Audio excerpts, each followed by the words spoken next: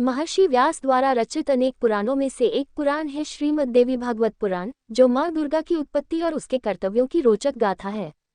इसमें बताया गया है कि एक समय सृष्टि पर महिषासुर नाम का एक राक्षस था, जिसका आधा शरीर असुर जैसा और आधा भैंस जैसा था।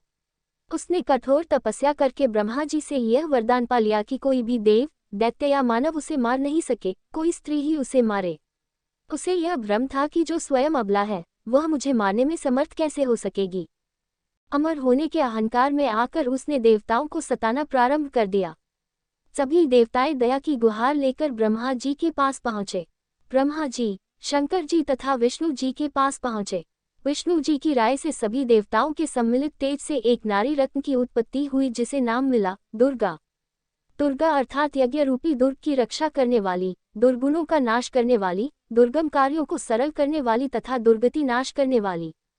सभी देवताओं ने देवी को अलग अलग आयुध प्रदान किए और आभूषणों से भी अलंकृत किया। जब वे सज धज कर विराजमान हुई तो त्रिलोकी को मुग्ध करने वाले उनके दिव्य दर्शन पाकर देवताएं उनकी स्तुति करने में संलग्न हो गए। अजन्मी भगवती ने तभी अपने मुख से वाणी निकाली, जिसे सुन महिषासुर का सिंहासन हिलने लगा। उसने अपने असुर साथियों को इस आवाज का पता लगाने भेजा। जब उन असुरों ने बताया कि यह आवाज एक सुंदरी देवी की है, तो उसने विवाह का प्रस्ताव देकर अपने असुरों को देवी के पास भेजा। देवी के विवाह से मना करने पर उन्होंने देवी से युद्ध किया और मारे गए। वे असुर देवी को महिषासुर की सेवा करने के लिए मनाते रहे, उसके रूप की महिमा करते रहे, परंतु मनाकर देवी ने एक एक कर उन सभी को मौत के घाट उतार दिया। इसके बाद महिषासुर स्वयं आया और देवी के साथ बड़ी लुभावनी बातें करने लगा, परंतु देवी ने उसे युद्ध के लिए ललकारा और वह भी मारा गया। इन असुरों से युद्ध करते करते 9 दिन बीत गए। इसलिए भक्ति मार्ग में नवरात्रों का त्योहार इसी कर्तव्य की याद में बड़ी धूमधाम से मनाया जाता है। कहा गया है कि कलियुग का नाश माँ दुर्गा ने किया। कलियुग नाश का अर्थ है कलियुग में उपस्थित राक्षसी वृत्तियों का नाश। इनके नाश के बाद ही देवी वृत्तियों का युग सतयुग आया। भारत में जितने भी देवता या अन्य महात्मा हुए हैं, उन सब का यादगार दिवस वर्ष में एक बार मनाया जाता है, परंतु देवी दुर्गा के निमित्त नवरात्रे वर्ष में 2 बार मनाए जाते हैं। इससे देवी के अवतार लेने और कर्तव्य करने की महिमा अन्यों की भेंट में द्विगुणित हो जाती है। साल में 2 बार आने वाले नवरात्रे हमें प्रेरित और जागरूक करते हैं कि सृष्टि की रक्षक, पालक और मार्गदर्शक माँ के बारे में हम अधिक से अधिक जानें, उनके गुण और कर्तव्यों को पहचानें, उनका अनुकरण करते हुए आसुरी वृत्तियों का नाश करें। वास्तव में एक ऐसी अलौकिक माँ दुर्गा को क्या हम जानते हैं? उनके बारे में कितना जानते हैं? वे कौमार्य व्रतधारी हैं, अखंड ब्रह्मचारिणी हैं, किसी भी आसुरी वृत्ति दृष्टि के वार से सर्वथा अछूती हैं। उनके यादगार दिवस के उपलक्ष्य में कुमारी पूजन, कुमारी भोजन और कुमारी सम्मान आयोजित होते हैं।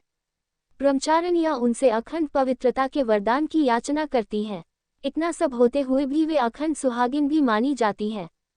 सुहाग के सभी चिन्ह सिंदूर, टीका, लाल जोड़ा, चूड़ियां, बिछुए, नथ, आभूषण आदि वे धारण करती है और संसार की सुहागिन स्त्रियां उनसे अखंड सुहाग का वरदान भी मांगती हैं। ये दोनों बातें एक साथ कैसे? कुमारी भी और सुहागिन भी। फिर उनका पति कौन है? श्री लक्ष्मी जी के साथ श्री नारायण और श्री सीता के साथ श्री राम दिखाए जाते हैं, परंतु देवी दुर्गा के साथ किसी भी देवता का नाम नहीं लिया जाता है।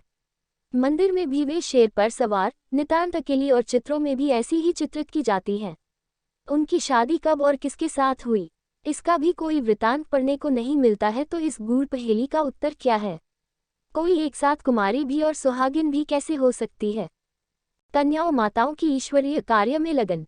इस गूढ़ राज को समझने के लिए बहुत शुद्ध, दिव्य और एकाग्र बुद्धि की जरूरत है। कालचक्र घूमते घूमते सतयुग, त्रेतायुग, द्वापर युग को पार करते करते जब कलयुग के अंत में आ पहुंचता है, तो सृष्टि में अनेक प्रकार की आसुरी वृत्तियां बढ़ चुकी होती हैं। इसके कारण हाहाकार करती मानवता किसी ईश्वरीय शक्ति की बात जोहने लगती है। तब परम दयालु, कृपालु, भक्त वत्सल, करुणा में दाता, दिलवाले भगवान शिव इस धरती पर एक साधारण मानवीय तन में अवतरित होते हैं और उनको नाम देते हैं पिताश्री ब्रह्मा। ब्रह्मा बाबा के वृद्ध तन में बैठकर जब वे ज्ञान गंगा बहाने लगते हैं, तो आसुरी वृत्तियों से आहत अनेक नर नारी उनकी शरण लेने लगते हैं और जीवन को निर्विकार बना लेते हैं। उनमें भी माताएं और कन्याएं अधिक लगन से इस कार्य में संलग्न हो जाती हैं। कन्याएं आजीवन ब्रह्मचर्य व्रत की दृढ़ प्रतिज्ञा लेकर भगवान शिव को ही अपना पति मानकर उन पर न्यौछावर हो जाती हैं। विकारों से आच्छादित कलयुग रूपी घोर रात्रि में ये कन्याएं काम क्रोध आदि असुरों को संसार से समाप्त करने और शांति प्रेम भाईचारा स्थापन करने में निरंतर युद्धरत रहती हैं। इसका परिणाम निकलता है सत्युग रूपी सूर्योदय। इस प्रकार जड़ चेतन सहित सारा संसार इनकी जय जयकार करता है और अगली चतुर्युगी में ब्रह्मा की रात्रि में इनके इस संगमयुगी कर्तव्य की महिमा दुर्गा तथा अन्य देवियों के रूप में गाई जाती है। ये ब्रह्मा कुमारी कन्याएं जो अपनी सर्वलौकिक पहचान मिटाकर आत्मरूप स्वीकार कर विश्व सेवा में रत हो जाती हैं, अखंड ब्रह्मचारिणी भी है, परंतु 7 कालों के काल महाकाल शिव का वरण करके अखंड सौभाग्यवती और सुहाग भाग्य का दान करने वाली भी बन जाती हैं। चूंकि दुर्गा इन्हीं के संगमयुगी कर्तव्यों की यादगार है, इसलिए उसे कुमारी भी और सुहागिन भी दिखाया जाता है। ब्रह्मा कुमारियां एक शिव को ही अपना सारा संसार समझकर विकारी संसार से उपराम हो जाती हैं। शिव को ही पति स्वीकार करती है, परंतु शिव तो निराकार बिंदु रूप ज्योति स्वरूप है। वे विचित्र है, बिना चित्र शरीर रहित। उनका चित्र खींचा नहीं जा सकता, इसलिए माँ दुर्गा सुहागिन होते भी मंदिर में अकेली दिखाई जाती हैं। कोई देहधारी देवता उनके संग नहीं होते। इस प्रकार वे कुमारी भी हैं और अखंड सुहागवती भी। उनके सुहाग भगवान शिव के तो काल भी अधीन है। ऐसे अमर अविनाशी पति को वरने वाली माँ दुर्गा सदा सुहागिन है और मनसा वाचा कर्मणा अखंड ब्रह्मचारिणी भी। किसी की वास्तविक जीवन कहानी को जानने से उन जैसा बनने की प्रेरणा मिलती है। कहानी जाने बिना मात्र हाथ जोड़ लेना, कुछ फूल पत्र आदि चढ़ावा चढ़ा देना केवल गुलियों की पूजा या खेल बनकर रह जाता है। जैसे यदि कोई बच्चा ये न जानता हो कि बापू गांधी कौन थे, कब हुए, उन्होंने क्या किया, तो वह भावनावश उनके चित्र पर माला तो अर्पण कर देगा, परंतु उनके चरित्र के उदात्त गुणों जैसे सत्य अहिंसा वैश्विक प्रेम आदि का चिंतन नहीं कर पाएगा। फलस्वरूप उन्हें अपने चरित्र में भी नहीं उतार पाएगा। हमने भी अपने परिवार और समाज के बड़ों द्वारा बनाई रीति रस्म अनुसार माँ दुर्गा पर अपनी भावनाएं तो अर्पित की, परंतु उनके जीवन में समाये त्याग तप सेवा समर्पण अनासक्ति आदि का दिग्दर्शन न कर पाए। इसलिए हर साल पूजा व्रत यात्रा करते भी हम वही हैं जहाँ ये सब करने से पहले थे। उसका एक कारण ये भी है कि हमें देवी बहुत ऊंची बहुत पवित्र और बहुत महान लगती है। उसकी भेंट में अपना जीवन तुच्छ स्वार्थी और विकारों से भरा हुआ लगता है।